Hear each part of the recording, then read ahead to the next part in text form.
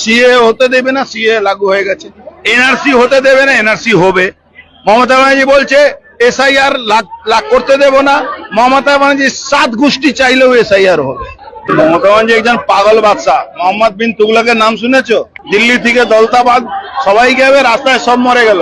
আবার যে বেঁচে ছিল আবার দৌলতাবাদ থেকে আবার দিল্লি। মমতা ভারতবর্ষের সংবিধানে উনার চাকর নয়, চাকর বাকর নয়। ভারতবর্ষের সংবিধানের মতন চলবে। আপনি বিহারে যদি আপনি দেখেন তো বিহারে যারা আউটসাইডার হয়ে গেছে তাদের নাম কেটেছে, যারা মারা গেছে তাদের নাম কেটেছে, যারা 3 জায়গায় নাম আছে তাদের নাম কেটেছে, যাদের ট্রেস নেই তাদের নাম কেটেছে। এটাই তো হয়েছে।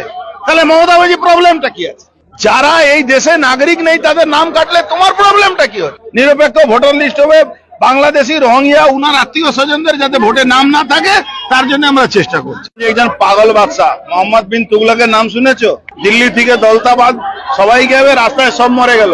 আবার যে বেঁচে ছিল আবার দৌলতাবাদ থেকে আবার দিল্লি। মমতা ব্যানার্জি সিএ হতে দেবে না, সিএ লাগু হয়ে গেছে। এনআরসি হতে দেবে না, এনআরসি হবে।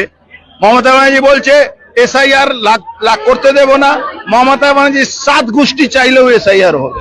ভারতবর্ষের সংবিধানে উনার চাকর নয়, চাকর বাকর নয়। ভারতবর্ষের সংবিধানের মতন চলবে। আপনি বিহারে যদি আপনি দেখেন তো বিহারে যারা আউটসাইডার হয়ে গেছে তাদের নাম কেটেছে, যারা মারা গেছে তাদের নাম কেটেছে, যারা 3 জায়গায় নাম আছে তাদের নাম কেটেছে, যাদের ট্রেস নেই তাদের নাম কেটেছে। এটাই তো হয়েছে।